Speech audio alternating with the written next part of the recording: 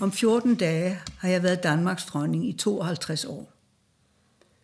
Så lang tid går ikke sporløst hen over noget menneske. Heller ikke mig.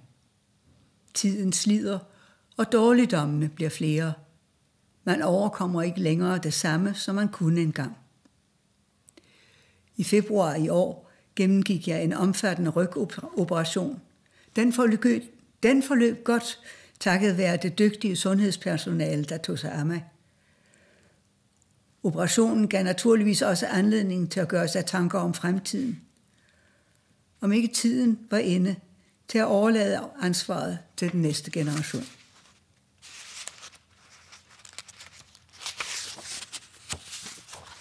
Jeg har besluttet, at det er nu, der er det rigtige tidspunkt.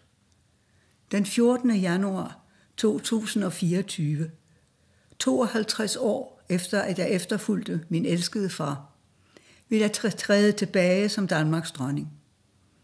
Jeg overlader tronen til min søn, kronprins Frederik.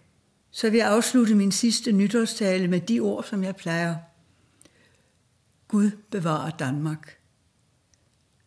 Gud bevarer jer alle sammen. Dronningen har udført sin pligt med en flid, en rigdom af talenter og en arbejdsglæde som ingen anden. I aften vil jeg gerne rette en dybt følt tak til hendes majestæt. Kære dronning Margrethe, hvad de har formået gennem snart 52 år, er en enestående præstation.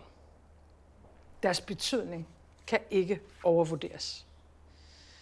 De har været vores anker, når det har blæst. Vores samvittighed i livets vigtige spørgsmål. Vores ledsager i årtierne, hvor fremtidens Danmark rejste sig.